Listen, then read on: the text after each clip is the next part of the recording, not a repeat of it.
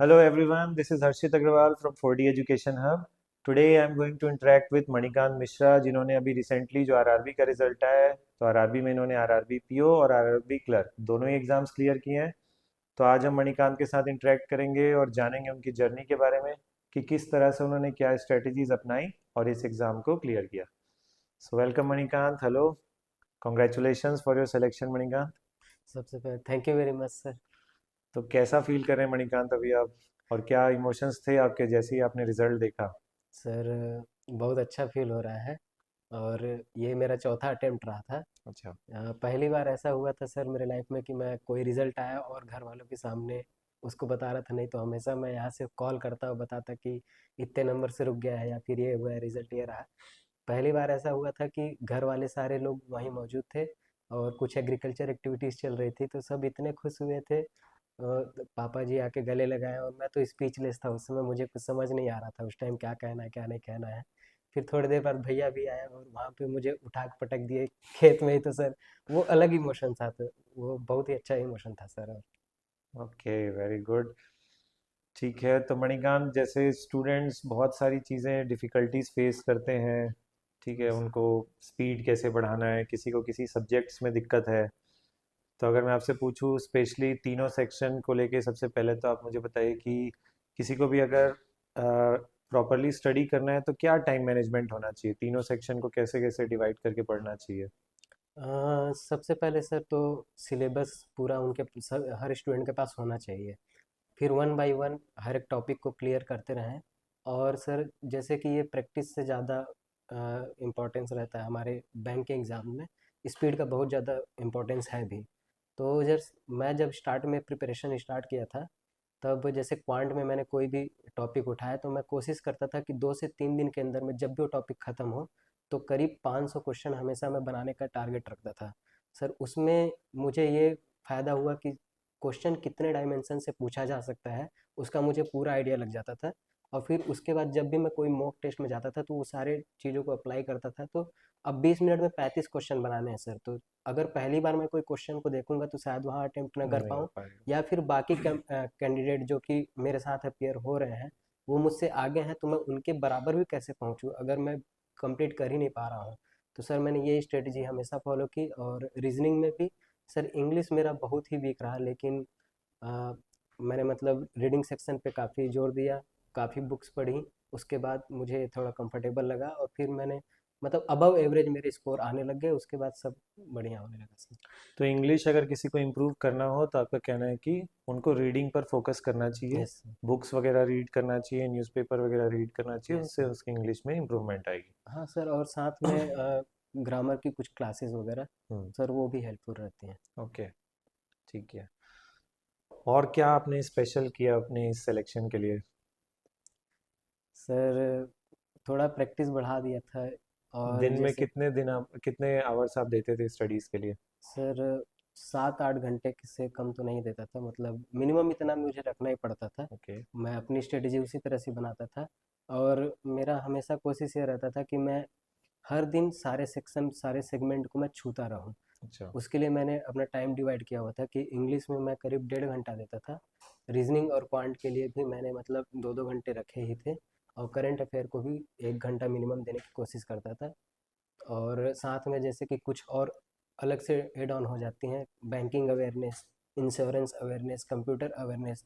तो इनको भी सर बीच बीच में मुझे मतलब इनकी क्लासेस भी की मैंने और इसके कुछ प्रैक्टिस सेट किए थे सर। तो करंट अफेयर्स के बारे में मेरा अगला सवाल होगा आपसे। करंट अफेयर्स जैसे बच्चों को जनरली बहुत दिक्कत रहती है, सर कहाँ से पढ़ें, क्या पूछा जाएगा? Yes sir. तो उसके लिए अगर आप थोड़ा सा हाईलाइट कर पाएगी करंट अफेयर्स के लिए क्या स्ट्रेटेजी रहना चाहिए, कैसे पढ़ना चाहिए, मतलब वीकली वीकली पढ़ें हम, डेली बेसिस पे पढ़ें, मंथली पढ़ें, कैसा पढ़ना चाहिए? सर ये कैंडिडेट टू कैंडिडेट वेरी करता है, पर मैं इसके लिए हर दिन यूट्यूब पे कुछ क्लासेस अवेलेबल रहती हैं तो मैं उन यूट्यूब के क्लासेस को देखता था।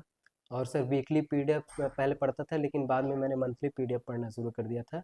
और पीडीएफ के थ्रू जो कि मुझे कोचिंग से प्रोवाइड हो जाते थे, और साथ में मतलब मैंने अपना कुछ सब्सक्रिप्शन भी ले लिया था। और सर हमारे कोचिंग में ऑलरेडी हमारे इंग्लिश सर हैं, वो करंट अफेयर की रेगुलर क्लासेस लेते रहते हैं, मैं वो भी ज्वाइन किया हमेशा।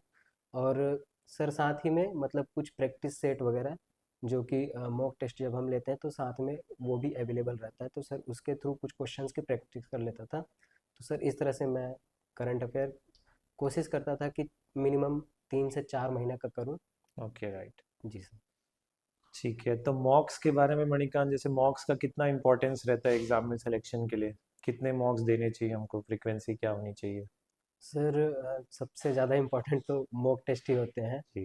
क्योंकि सर स्पीड लाने के लिए हम नॉलेज तो ले लेंगे, लेकिन वो अगर 20 मिनट में उतने क्वेश्चन नहीं हो पा रहे हैं प्री में, हम्म। और मेंस में अगर 3 घंटे हम बैठ रहे हैं, और जैसे क्वांट सेक्शन है, कभी कभी ऐसा होता है कि एक या दो ही क्वेश्चन हो पाते हैं। हम्म। तो सर वो टाइम मैनेजमेंट जो होता है वो केवल और केवल मॉक टेस्ट से ही हो पाता है। और स्टार्टिंग में सर मैं कुछ मतलब ज़्यादा ही देता था मॉक टेस्ट, जैसे कि एक दिन में मिनिमम 2 टाइप का। इसके बाद धीरे धीरे जब परसेंटाइल मेरा इंक्रीज होने लगा, और उसके बाद मुझे जैसी नीड पड़ी उस हिसाब से मैं 2 दिन में एक बार या फिर हर दिन में एक, ऐसा अपने कन्वीनियंस के हिसाब से उस तरह से मैं मॉक टेस्ट दिया करता था सर। और सबसे ज़्यादा मेरा फोकस हमेशा रहता था परसेंटाइल इंप्रूव करने में, और कोशिश करता था कि ओवरऑल तो 90 परसेंटाइल दिखे ही दिखे, बट साथ ही मैं सब्जेक्टिव परसेंटाइल पे भी बहुत फोकस करता था कि हर एक सेगमेंट का मेरा परसेंटाइल मिनिमम 80 आ जाना चाहिए, और जो मेरा स्ट्रॉन्ग सब्जेक्ट है उसमें मैं कोशिश करता था कि 95 आवर है। तो ओके, यस। तो मतलब कम से कम एक मॉक तो अपन को पर डे ऐसा देना ही चाहिए, यस। है ना? ऑन एन हाँ। एवरेज कम से वो कम एक मॉक तो यस सर, पर वो डे का। डिपेंड करता है सबके हिसाब से। अब वो अपने हिसाब से देख सकते हैं। बट पहले तो बेसिक्स पर काम करना ज़रूरी है, कि पहले आप बेसिक्स क्लियर करो और फिर यस धीरे सर। से फिर आप मॉक्स में आओ। Yes okay. सर। तो जो भी कोई नया स्टूडेंट है जो अभी आज से सपोज स्टार्ट करना चाह रहा है, एक एस्पायरिंग स्टूडेंट है जिसको बैंकिंग में करियर बनाना है, तो आपका क्या सजेशंस होगा, क्या टिप्स होंगे उनके लिए? उनको क्या करना चाहिए ताकि उनका सिलेक्शन जल्दी हो जाए? सर जैसे मैं जब तैयारी करना शुरू किया उसके पहले मैंने अपने कुछ दोस्तों से बात करी जो कि एग्ज़ाम निकाल चुके थे, और उन्हीं की स्ट्रेटजी मैं फॉलो किया था, और बाकी अपनी स्ट्रेटजी लोग अपने हिसाब से बना सकते हैं। मेरी कोशिश हमेशा रहती थी कि मैं जब भी कोई टॉपिक कंप्लीट करूं, उसके बाद मैं मिनिमम 500 क्वेश्चन उस टॉपिक से रिलेटेड लगा लूं, ताकि मुझे सारे डायमेंशन पता चल सके कि वो किस तरह से क्वेश्चन पूछ सकते हैं। पहली कोशिश यही रहती थी। और सर ऐसा होता है कि जैसे एक टॉपिक में पढ़ लिया, अब वो करीब 1 डेढ़ महीने बाद मैंने उस टॉपिक का अगर प्रैक्टिस नहीं किया तो फिर वो भूल भूल जाते जाएंगे, हैं। हाँ, वो वी टेंड टू फॉरगेट, वो थोड़ा सा हाँ। धुंधला हो जाएगा, हाँ। तो सर उसके लिए मैं ये करता था कि मतलब रेगुलर बेसिस पे टॉपिक टेस्ट और सेक्शनल टेस्ट और फुल लेंथ, ऐसे रेगुलर बेसिस पे अपने कन्वीनियंस के हिसाब से तीनों को मैंने मैनेज कर रखा था। तो सर मैं वो स्ट्रेटेजी फॉलो करता था। मैं और यही लोगों को भी बोलूँगा कि जो भी आगे बैंक में करियर बनाना चाहते हैं, कि अपने टॉपिक स्ट्रेंथ पे ध्यान दें, और मॉक टेस्ट अपने कन्वीनियंस के हिसाब से, और कोशिश करें कि जो भी स्ट्रेटेजी वो फॉलो कर रहे हैं, हमेशा ये देखें कि अगर वो मुझे 1 महीने के अंदर में कोई पॉजिटिव आउटपुट दे रहा है तो ही उसको फॉलो करें। अगर वो नहीं दे रहा है आउटपुट उतना बढ़िया, तो फिर शायद हमारे कुछ प्रोसेस में कमी है, और उसको हम अपने टीचर से बात करें या फिर जो भी जानकार हैं उनसे बात करें, फिर उसको रेक्टिफाई करने की कोशिश करें सर। ओके, तो बहुत बढ़िया इन्होंने बताया हमें। अब मैं आपसे एक चीज़ और जानना चाहूँगा, जो स्टूडेंट्स बहुत मुझे देखने को मिलता है कि अभी जैसे उनका फर्स्ट या सेकंड टाइम में सिलेक्शन नहीं हुआ, तो वो हम्म। बहुत ज़्यादा डीमोटिवेट हो जाते हैं, उनको ऐसा फील होने लगता है कि शायद हमारे लिए नहीं है, हमसे कभी नहीं हो पाएगा। तो आपने कितने समय में इस एग्ज़ाम को क्लियर किया? सर ऐसे व्यूअर्स को मैं यही बताना चाहूँगा कि ये मेरा फोर्थ अटेम्प्ट रहा है। ओके। और जहाँ तक सर, मैंने एक बहुत अच्छी कोटेशन पढ़ी थी कि मोटिवेशन और डीमोटिवेशन वाली चीज़ एग्जिस्ट नहीं करती हैं, वो एग्जिस्ट करती है केवल और केवल डिसिप्लिन सर।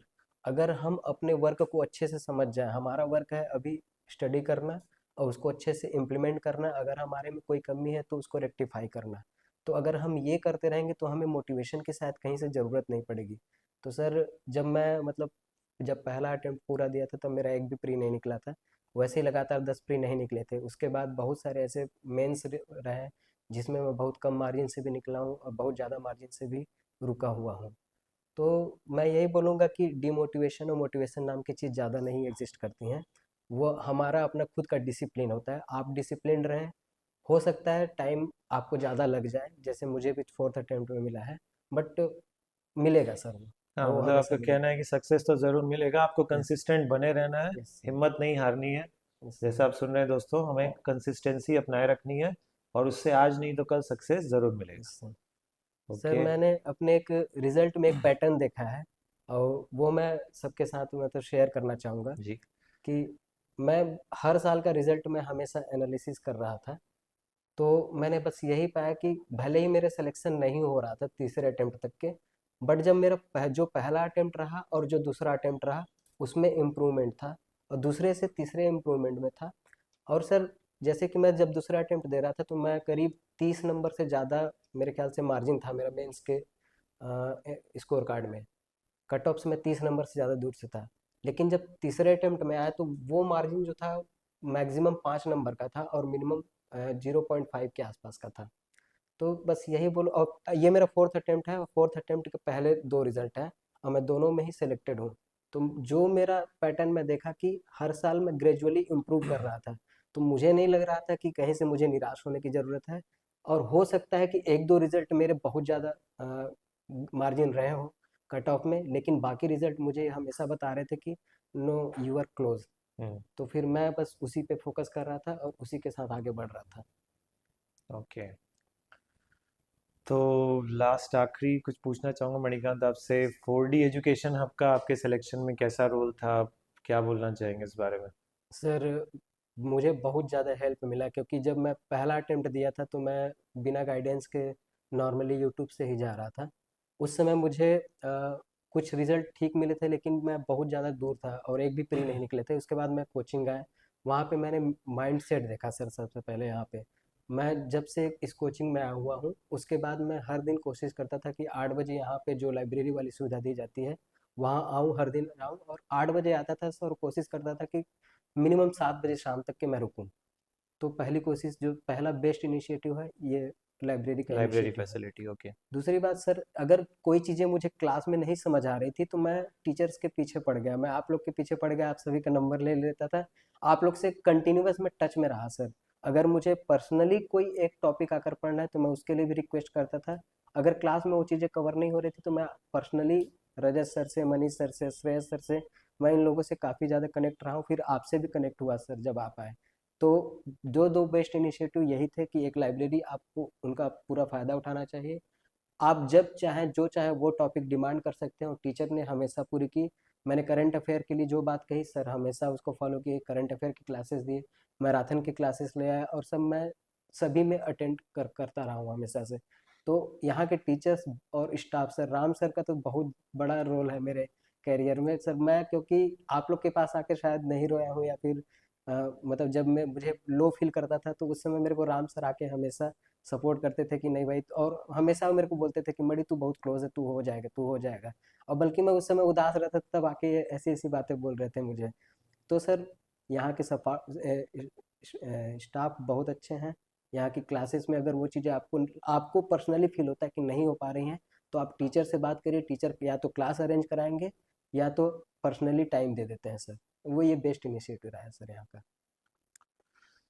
ओके, तो अगर मणिकांत से हुई बातचीत को मैं समराइज करना चाहूँ तो मैं इतना कह सकता हूँ कि आपका सिलेक्शन अगर आज नहीं तो कल तो ज़रूर होगा। बस आपको एक ही चीज़ मेंटेन करनी है कि कंसिस्टेंसी बनाए रखनी है दोस्तों। जब तक आप कंसिस्टेंसी नहीं बनाए रखेंगे तब तक सिलेक्शन नहीं मिल सकता। तो हम लोग को हिम्मत नहीं हारनी है, लगातार लगे रहना है। सिलेक्शन होगा, बिल्कुल होगा, सक्सेस हमेशा आपको मिलेगी ही मिलेगी। ठीक है, तो फिर अब हम मिलते हैं नेक्स्ट वीडियो में। तो हमारे चैनल को लाइक करें, सब्सक्राइब करें और शेयर करें। Thank you very much.